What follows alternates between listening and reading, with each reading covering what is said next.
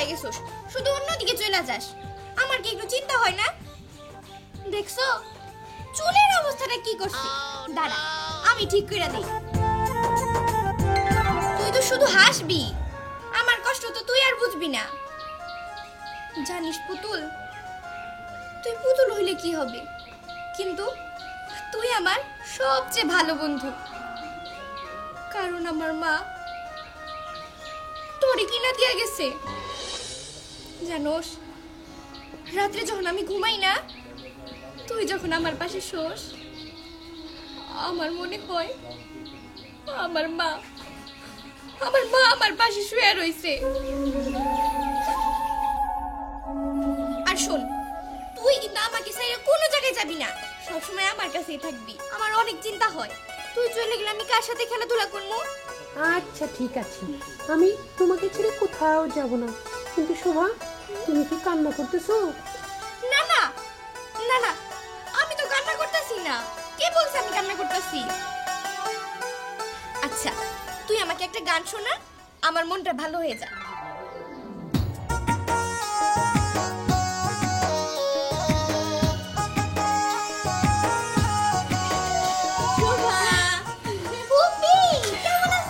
এই তো আলহামদুলিল্লাহ। তুমি কেমন আছো মা? এই তো ভালো।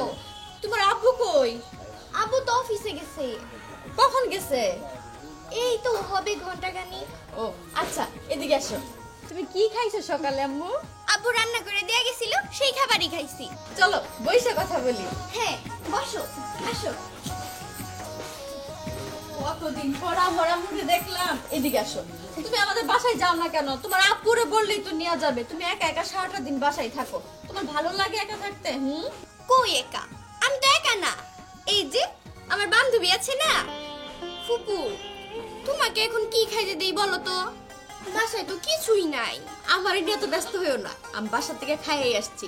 আর শুনো, এই যে তুমি ঠান্ডা ভাত খাইয়ে রইছো, এটা কি ভালো দেখা যায়? হ্যাঁ, তোমার আব্বুরে কত কইরা বললাম আরেকটা বিয়ে করতে, তোমার আব্বু তো রাজি হইতাছে না। আর আমি বিয়ের কথা বলি দেখা আমাদের বাসায়ও যাইতে চাই না এখন। কেমন জানি হয়ে গেছে তোমার আব্বু। আজকে রানা বাড়িতে আসুক, আমি কয়েকটা কথা বলবো রানারে। মেয়েটারই যে কষ্ট হয় একা থাকতে, এটা কি ভালো দেখা যায়? আমারও তো টেনশন হয় তুমি একা থাকো দেখা। তোমার কি নতুন মা আসলে তোমার কত আদর করবো, গরম গরম রান্না করে খাওয়াইবো। এবারে তোমার বাবার একটা বিয়ে করাইয়া তারপর আমি এই বাড়ি থেকে যাবো, এর আগে না। আমি লোক খবর দিচ্ছি, তারা হয়তো আইসেই বলবে একটু পরে। চলো আমার সাথে ঘরে আসো। ভাইয়া দাঁড়াও, এভাবে চিপাচাপি দিয়ে হাঁটতে আমার আর ভালো লাগে না। তুমি তো জানো আমি রান্নাকে কত ভালোবাসি। আমি এভাবে আর ঘুরতে পারবো না। ভাইয়া প্লিজ কিছু করো।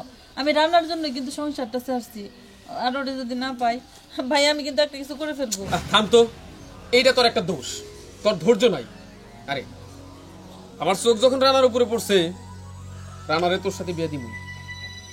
আরেকটা কথা, রানার লগে তোর যদি বিয়ে হয় তুই রানারে পাবি, আর আমি যে খাটাখাটি করতেছি এটার একটা সুফল আছে। রানাকে সহায় সম্পত্তি যা কিছু আছে ওইটার উপর আমার সুদৃষ্টি পড়ছে। ভাইয়া তুমি কোনো টেনশন করো না, আমার বিয়ের পরে সব সম্পত্তি আমি তোমার নামে লিখে দেবো। তুমি শুধু রান্নাকে আমার করে দাও। আরে ঠিক আছে পাগলি, রানা তোরই হবে আর সম্পত্তি আমার হবে। চল ভাইয়া এটাই কিন্তু শেষ যাওয়া, এরপরে যেবার যাবো এবারে বউ হয়ে যাবো। আচ্ছা ঠিক আছে চল। আরেকটা কথা, তোর যে আগে এক জায়গায় বিয়ে হয়েছিল এই কথাটা ভুলেও কারোর সামনে উচ্চারণ করিস না, শুনতে ভালো লাগে না। ভাই তোমার কি মাথা খারাপ হচ্ছে? আমি এটা কেন বলতে যাবো ভাইয়া? কি অবস্থা হয়ে রয়েছে বাড়িঘরের? একটা বউ যদি এই বাড়িতে থাকতো, বাড়িঘরের কি অবস্থা হয়ে থাকতো? এখন সব ঠিক হয়ে যাইবো, বউয়ের ব্যবস্থাই তো করতেছি। আরে ভাইজান আপনারা আইসা বসছেন? আয়শা বললাম। আমি তো আপনাদের অপেক্ষায় ছিলাম, তাই এত দেরি করলেন কেন? হ্যাঁ আচ্ছা যা হোক, শোভা মা তুমি একটু ঘরে যাও, আমি ওনাদের সাথে একটু কথা বলি। যাও। আচ্ছা আপনারা তো ঠিকই আইসা বসছেন, কিন্তু আমার ভাই তো এখনো বাড়িতে আসে নাই, তার সাথে তো আমি কথা বলার সুযোগই পাই নাই। ও আসে নাই? না। আচ্ছা ঠিক আছে, আমরা অপেক্ষা করি, সমস্যা নাই। কিন্তু একটা কথা বলি, দুনিয়ার সমস্ত কিছুতেই এই ভালো ভালো কাজগুলোতে একটা করে বাধা থাকে। যেমন আমার বোনটার এই বিয়েতে বাধা হইলো এই পিচ্চিটা, এই কোনখানে তো দিয়ে দেওয়া যায়। না, ও তো আসলে ছোট পোলাপান, ও কোনো সমস্যা করবো না, ও এমনি ভালো আছে। দেখবেন আপনার বোনেরও খুব ভালো লাগবে। আসলে এইখানে আমার বোনের বিয়ে দেওয়ার তেমন ইচ্ছা ছিল না। এখন ছেলেটা মানে রানার কথা বলতেছি, দেখতে শুনতে ভালো, আপনিও ভালোভাবে বললেন, নইলে আমার বোনরে আমি বড় করেই বিয়ে দিতে পারতাম, মানে এর চাইতেও বড় করে আর কি। আরে আমি তো আপনার বোনের দেখে অনেক আগেই পছন্দ করে রাখছি, আর তাছাড়া আমার ভাইয়ের সাথে খুব মানাইবো। আপনি কিন্তু রমত করবেন না, আমি কিন্তু রাজি আছি এই বিয়েতে। আমি চাই খুব শীঘ্রই এই বিয়েটা হয়ে যাক। ওকে, ঠিক আছে। আরেকটা কথা, যত তাড়াতাড়ি বিয়েটা হইব, রানা রাজি হইব, তত তাড়াতাড়ি কিন্তু আপনার পাওনাটা আপনি পাইয়া যাবেন। ঠিক আছে ঠিক আছে, পাওনার কথা তো আমারও মনে আছে। আচ্ছা চলুন ঘরে যাই, ঘরে গিয়ে কথা বলি, চলে। আরে রানা, তুই এতক্ষণে তোর বাড়িতে আসার সময় হইলো? সে কোন সকালে আমি বাড়িতে আসছি? হ্যাঁ আরে তুই কখন আসছস আমি তো জানি না, আমি তো অফিস শেষ হওয়া মাত্রই চলে আসলাম। তা কখন আসছস? আর ইনারাই বাড়িতে কেন? শোন, তোর একটা পাত্রীর কথা বলছিলাম না, ওনার হচ্ছে পাত্রীপক্ষ। আর দেখ, এই যে এই মেয়ে, সেই মেয়ে তোর যে বিয়ের কথা বলছিলাম, দেখ কি সুন্দর মেয়েটা, তোর সাথে যা মানাইবো কি কমু। আপু দেখ, তোর এর আগেও বলছি আমি বিয়ে করবো না, আমি বিয়ে করতে চাই না। সবার কোনো মায়ের দরকার নাই, সবার জন্য আমি একাই যথেষ্ট। না, এইটা আসলে রানা তোমার ভুল ধারণা। শোনো, তোমার যে বয়স, তোমার বিয়ে করা উচিত। আর তোমার সংসারটা বা তোমার মেয়েটাকে তুমি যদি বিয়ে না করে দেখবে কে বলো, ওরও তো একটা মায়ের দরকার। আমি জানি আর একটা মায়ের দরকার, কিন্তু আপনারা যে বলতেছেন বিয়ের পরে ও সবার দেখে রাখবো, এই কথা সবাই বলে, কিন্তু সৎ মা কখনো আপন মা হইতে পারে না। আর একটা সময় দেখা যাবে সবার উপর অত্যাচার করব, তখন আমি কি করবো কোন? রানা শোন, সব সৎমাই কিন্তু খারাপ হয় না, কিছু কিছু সৎমা ভালো হয়। আমি তোরা যেটা বলছি তুই সেটাই করবি। এই মেয়েরে তোর বিয়ে করতে হবে, এটাই আমার শেষ কথা। দেখ আপু, তুই যতই বলস আমি এই বিয়েতে রাজি না, রাজি না। আহা, কেন রাজি নেই? শোনো না, আমি তোমার বড় ভাইয়ের মতো, তোমার সুপরামর্শ ছাড়া বাকি কিছু দেব না। শোনো, তুমি যদি একটা বিয়ে করো, তুমি একটা বউ পাইবা, তোমার মেয়ে একটা মা পাইব, এই সংসার হা হা করে হাসবে। আর তাছাড়া আমার বোনটা অনেক জাত মানে খুব ভালো, ও তোমার মেয়ের খুব যত্ন করবো, নিজের মেয়ের মতো। দেখেন, ওই সব আমার খুব ভালো জানা আছে। বিয়ের আগে সবাই একই কথা বলে, কে কেমন কি করবে সেটা আমার খুব ভালো করে জানা আছে। আর আপু দেখ, বারবার তোর আমি একই কথা না করতে পারতেছি না, যে কারণে আমি তোর বাড়িতে যাই না, শুধুমাত্র একটা কারণে, তোর কানের কাছে গেলে একটা কথাই শুধু বলো, বিয়ের কথা। আমি বিয়ে করতে পারবো না, সব কথা। আরে বিয়ে করলে তো সমস্যাটা কোথায়? সারা জীবন কিন্তু এভাবেই থাকবি। আর এই যে মা ছাড়া একটা সন্তান সারাদিন একা এই বাড়িতে থাকে, কি করে, কি খায়, কিভাবে থাকে, তুই একটাবার খবর নেস? তুই তো পুরুষ পোলা, সারাদিন বাইরে বাইরেই থাকস তোর কাজকর্ম নিয়া, তার তো একটা মায়ের দরকার। শোন, আমি তোর সবার কসম দিলাম, এই বিয়ে তোর করতেই হবে। আপু, এর তুমি কি বললা? দেখো, এমন কিছু বইলো না, সবার আমি অনেক ভালোবাসি, আর ওর জন্য আমি বিয়ে করতেছি না। একটা বার তুমি বোঝার চেষ্টা করো, সৎ মা কোনোদিন আপন মা হয় না। না, তুমি এটা ঠিক কইলে না। আর তাছাড়া তোমার তো এখন কথা কওয়া ঠিক নেই, কারণ তোমার মায়েরারে যদি তুমি ভালোই বাসো, তার কসম দিয়ে ভালাইছে। তুমি যদি কথা না রাখো, তোমারও অমঙ্গল তো হইবই, তোমার মায়েরও অমঙ্গল হইব। ঠিক আছে, তোদের যা ভালো মনে হয় তোরা তাই কর। এই তোরা হয়ে গেছে গা। শোনেন, আপনারা কোনো চিন্তা করেন না, আমি তো আছি, আমি আমার ভাইরে বোঝাবো। আর আমার বিশ্বাস, আমার ভাই অবশ্যই রাজি হইব। বুঝছেন কি বেশি?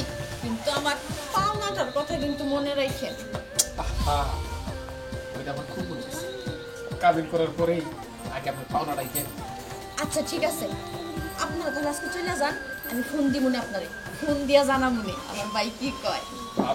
আসছিলাম বিয়ের কাছে, একটু মিষ্টি মুখ কাছে, ঠিক আছে না? আর আইব। আচ্ছা যাই করেন একটু তাড়াতাড়ি। আচ্ছা ঠিক আছে, তাড়াতাড়ি করবো, কি লক্ষ্মী মেয়ে। চল। যেভাবেই হোক রানারও তোমার রাজি করাইতেই হইব। এতগুলা টাকা হাত ছাড়া তো কোনোভাবেই করা যাইব না। রানা, রানা ভাই, আমার কথা শোনা মা। দেখছিস পুতুল, আজ আমার বাবাও আমারে বর কইরা দিল। আমি তো জানি যদি সৎ না আসে, তাইলে আমার কোনো সময় আদর করব না, সব সময় আমার উপর অত্যাচার করব। আমার বাবাও আমার কষ্টটা বুঝলো না, মা, ও মা, তুমি দেখতেছো না আমি কত কষ্টে আছি? তুমি তো জানো সৎ মারা কখনো আপন হয় না। তুমি কেন আমাকে রেখে চলে গেলা? আমাকে তোমার সাথে নিয়ে যাও।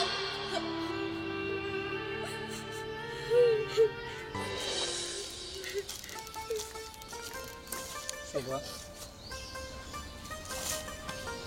কিরে মা, তুই এখানে বসে কান্না করতেছিস কেন?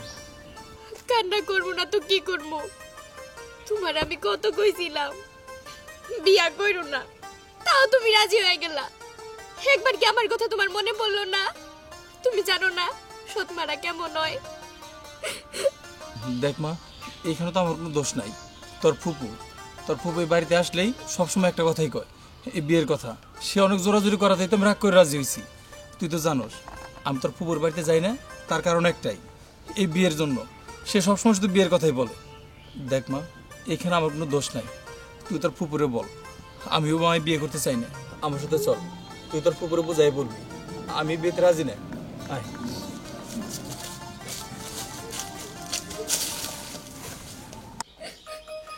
জানিস পুতুল, এই বাড়িতে একটা মানুষ আমার কষ্টটা বুঝলো না। আচ্ছা তুই ক, এখন আমি কি করবো? আব্বারে কত বুঝাইলাম, হেও বুঝলো না। আর ফুপি, হে তো এই বাড়িতে আইছে আব্বারে বিয়ে দেওয়ার জন্য। ছোট থাকতে মাটা মারা গেল, আর এখন বাবা আরেকটা বিয়া করবো। শুভা, শুভা, এই তুই কইছিলি এতক্ষণ? ফুপু, তোমার দুটা পায়ে ধরি, তুমি বাবারে বিয়া করায়ও না। তুমি একবার বোঝার চেষ্টা করো, যদি সৎ মা হে তাহলে আমার কতটা অত্যাচার করবো। আরে অত্যাচার করবো? তোর বাপে যদি ওই মেয়ের বিয়ে না করে অত্যাচার তো আমি করবো তোর উপরে। সাহস কত বড়! আমি যা বলছি সেটাই হইব। তোর বাপেরও তো আমি বিয়ে করাই ছাড়বো। তুমি বাবারে বিয়া করায়ও না, আমার অনেক কষ্ট হবো। কি কইলি? কষ্ট হইব না? এত কষ্ট হইব তাহলে এই বাড়িতে থেকে কি করবি? যা, এই বাড়ি থেকে চলে যা, যা বাইরে যা, কষ্ট নিয়ে থাকা লাগবে না। যা বাইরে যা। সাহস কত বড়! আরে তুই কেমনে করে বুঝবি? তোর বাপে যদি এই বিয়ে না করে তুই এতগুলো টাকা তোর হাত ছাড়া হয়ে যাবো। আর তা আমি কোনো সময় মাইনা নিব না। যেভাবেই হোক টাকাগুলো তো আমার পাইতেই হইব। রানার তো যেমনি করেই হোক আমি রাজি করাই, তারপরে শান্ত হবো।